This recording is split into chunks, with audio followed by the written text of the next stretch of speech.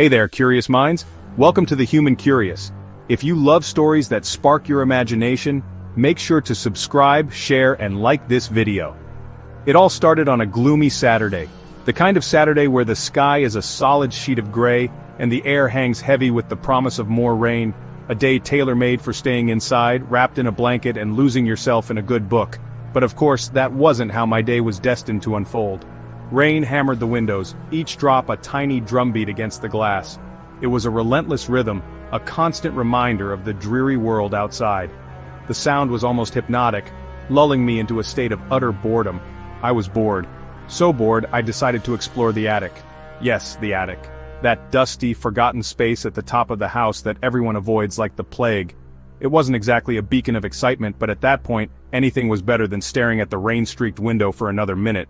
The thought of uncovering some long-lost treasure, or at least a forgotten family photo album, was enough to propel me up the creaky stairs. The attic was creepy, a realm of shadows and secrets, where the air hung thick with the scent of decay and forgotten memories. The only light came from a small, grimy window at the far end, casting long, distorted shapes across the room.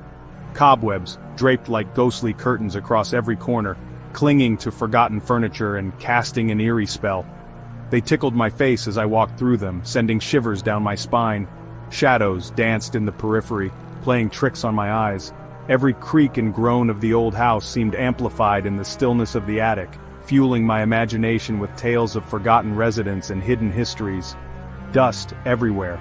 A thick layer coated every surface, disturbed only by the occasional scurrying of unseen creatures. It tickled my nose, making it itch uncontrollably. I sneezed. Achoo! Old boxes stacked haphazardly, their cardboard worn and faded with age. Their contents were a mystery, hinting at lives lived and stories untold. Forgotten toys lay scattered amongst the boxes, their paint chipped, and their eyes staring blankly into the gloom. A rocking horse with a missing leg, a doll with a torn dress, each a silent testament to childhood joys and sorrows. Broken furniture, nothing interesting.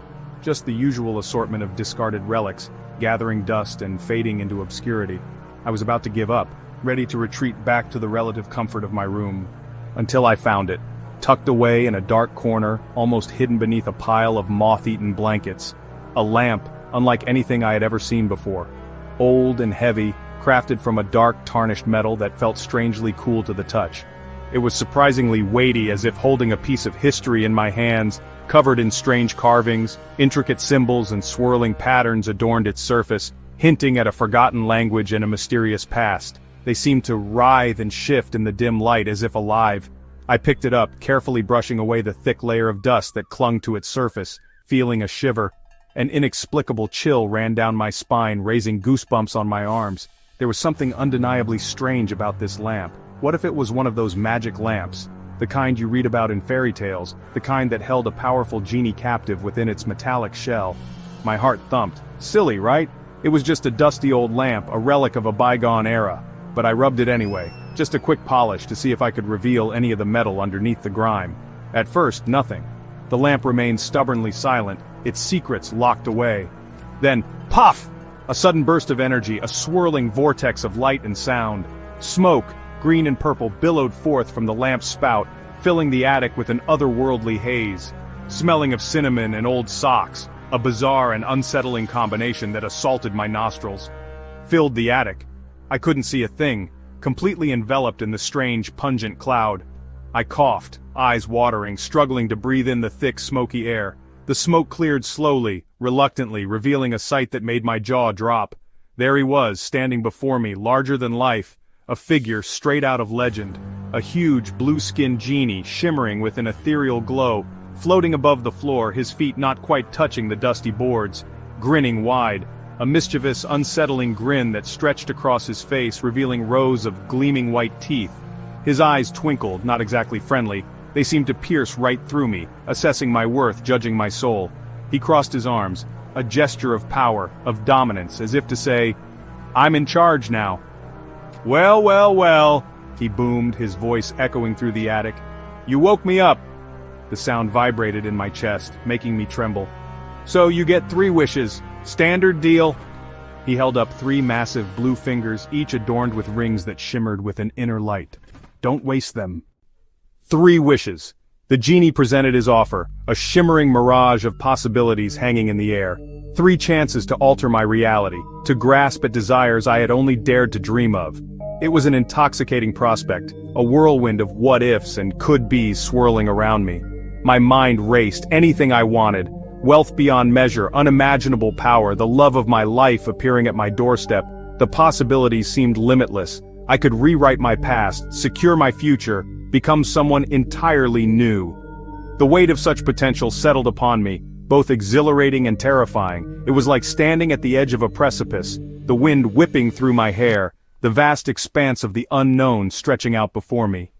But the genie's grin never faded, and his eyes were tricky. There was a glint of something unsettling in their depths, a hint of mischief that belied the generosity of his offer. It was as if he knew something I didn't, a secret lurking beneath the surface of this fantastical bargain. His smile seemed to widen just a fraction too much, his gaze lingering a moment too long. He rumbled, "Hold on, kid. Before you start wishing, there's a catch." His voice, previously jovial and inviting, now took on a gravelly, serious tone. The air around him seemed to thicken, the magical energy crackling with a newfound intensity. He raised a finger, a gesture both cautionary and commanding, as if to say, "Proceed with extreme caution." My excitement fizzled. A catch? The word hung in the air, heavy with unspoken implications. The bubble of my dreams burst, replaced by a cold wave of apprehension. Of course, there was a catch, there always is. Nothing is ever truly free, especially when magic is involved. He floated closer, the smell of cinnamon, a warm and inviting aroma that initially seemed comforting, now felt cloying and artificial. It was as if the scent was trying to mask something far less pleasant, a hidden layer of something stale and unpleasant, an old sock stronger. The contrasting smells warred for dominance, creating a nauseating blend that made my stomach churn. It was a sensory assault, a deliberate attempt to disorient me, to throw me off balance. "These are cursed wishes," he whispered. His voice was a low, sibilant hiss, barely audible above the crackling energy. The word sent a shiver down my spine, a primal fear awakening within me. Cursed wishes. The very phrase conjured images of dark magic, twisted fates, and unforeseen consequences. Every wish comes true, but with a twist.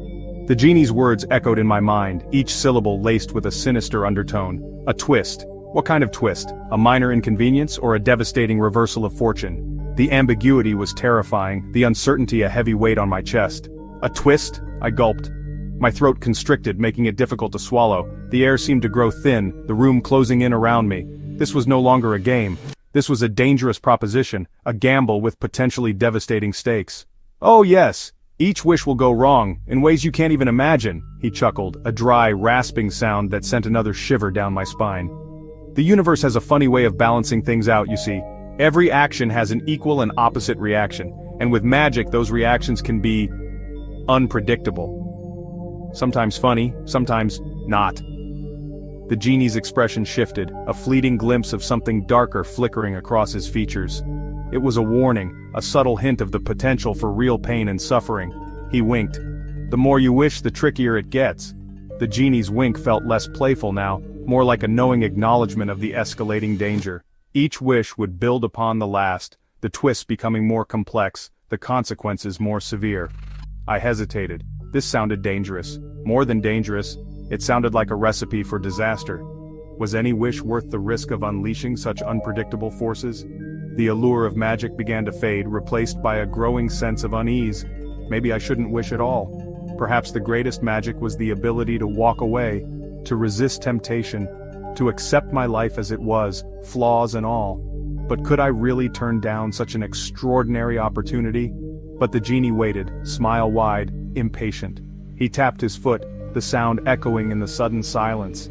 His eyes gleamed with anticipation, eager to see which path I would choose. He had offered the game and now he was waiting for me to play. "So what'll it be?" The genie's question hung in the air, a challenge and an invitation all in one. The moment of truth had arrived. Ready to try your luck, to roll the dice and see what fate has in store? Are you willing to risk it all for the chance of a dream come true, even if it comes with a price? Or are you going to be boring? The genie's final words were a taunt, a subtle jab designed to push me towards a decision. Was I brave enough to embrace the unknown, or would I succumb to fear and choose the safety of the mundane? The choice was mine, and mine alone. Cursed wishes sounded bad, really bad. The stories I'd heard painted a grim picture filled with unexpected twists and unfortunate outcomes. But 3 wishes? That was a game changer. The potential for good, for solving all my problems was just too tempting to ignore. Maybe, just maybe, I could outsmart the curse. I mean, curses were tricky but they weren't unbeatable, right? If I was careful, if I thought things through, I could use these wishes to my advantage. I started brainstorming, my mind racing with possibilities and potential pitfalls. I decided to start simple.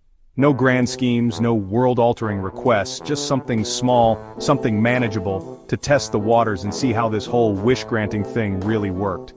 What could possibly go wrong with ice cream? It was innocent, delicious, and universally loved. Surely a wish for ice cream couldn't backfire in any significant way. It seemed like the perfect, low-stakes way to begin my wish-granting adventure. "Okay, Mr. Genie," I said, trying to sound confident, for my first wish. "I've thought long and hard about this, and I believe I've come up with the perfect request to start things off right. I want a mountain of ice cream," I declared, picturing a colossal, delicious monument to my sweet tooth. A mountain so big, it would be visible from space. The genie's grin widened, stretching across his face like a crack in a porcelain doll. "A mountain of ice cream! Excellent, or is it?" His words hung in the air, laced with a hint of something unsettling. He snapped his fingers with a flourish. Snap! The sound echoed in the attic, a sharp, decisive punctuation mark to my first wish. At first, nothing. A moment of eerie stillness descended upon the attic, a pregnant pause before the storm. I held my breath, waiting for something, anything, to happen. Then a deep rumble shook the attic, vibrating through the floorboards and up into my very bones. It was a low guttural sound, like the earth itself was groaning in anticipation. I ran to the window, propelled by a mixture of excitement and trepidation. What awaited me outside? Had my wish been granted as I imagined, or was there a twist lurking in the shadows? My eyes went wide, my jaw dropping in disbelief. I couldn't believe what I was seeing. It was even more incredible than I had imagined. In my backyard, a huge towering mountain of ice cream, a colossal monument to frozen delight that stretched towards the sky. Chocolate, rich and decadent, vanilla, smooth and creamy, strawberry sweet and tangy, mint chip cool and refreshing, all swirling together in a breathtaking display of frozen confectionery. It was beautiful, a sugary dream come to life, a masterpiece of frozen delight. And it was all mine, every single delicious scoop, or so I thought. I raced outside, grabbed a big spoon and dug in. Delicious! The best ice cream ever! But as the sun rose, the mountains started to melt. Drips became streams, streams became rivers. Sticky rivers of ice cream flooding the yard, the street, even Mrs. Henderson's rose bushes. Cars got stuck, kids got messy, parents were furious. The sweet smell turned sour. Bugs swarmed, flies, ants, wasps. My amazing wish became a disaster. Cleaning up took days, and the neighbors were not happy. The genie was right. The curse was real. And it wasn't funny anymore. Quick icebreaker. What's the wildest wish you would make if you found a magic lamp? Let us know in the comments below. The great ice cream flood was a disaster. I needed a wish just for me. Something cool, something to escape. I found the genie in my closet, trying on hats. "Ready for round 2?" he asked. "I wish I could fly," I declared. The genie chuckled. "Wish granted! Snap!" I felt a tingling on my back. I ran to the mirror, sprouting from my back tiny buzzing wings. Not majestic bird wings. Bug wings. They buzzed furiously. Bzzz! I hovered a few inches above the floor. Not soaring, just buzzing. This was not what I imagined. I tried to fly. My little wings buzzed, lifting me awkwardly. I bumped into walls, knocked over a lamp, finally wobbled out the window. People pointed and laughed. "Look at the giant flyboy!" My face burned with embarrassment. Flying was exhausting. My wings had to beat so fast just to stay up. Birds dive-bombed me, dogs barked, cats hissed. This wasn't freedom, it was a circus of humiliation. I buzzed back inside, collapsing on my bed. The genie had done it again. This curse was even worse. 2 wishes, 2 disasters. Maybe I should stop, but the genie kept appearing, grinning. I needed to fix things. Money solves problems, right? For my 3rd wish, I said, I want endless riches, gold, jewels, enough to last forever. The genie's grin stretched wider. Endless riches. Classic. Are you sure? He didn't wait for an answer. Snap. My pockets grew heavy. It had begun. At first it was incredible. Gold coins filled my pockets, jewels spilled from drawers. My room overflowed with treasure. I laughed until the gold kept coming. piles grew higher, reaching my knees, my waist. The house groaned under the weight. Soon, I was trapped. The gold pressed in, suffocating, terrifying. I was rich, but I couldn't spend it. I couldn't even move. The endless riches became an endless nightmare. Just as I thought I'd be crushed, the genie appeared, laughing above the sea of gold. "Enjoying your endless riches?" he roared. I could barely breathe. This wasn't what I wanted. Each wish had been worse than the last. The genie had warned me, but I didn't listen. I'd been greedy, foolish, and now I was paying the price. Was it worth it? Not a chance. I learned a hard lesson. Some wishes are better left unmade.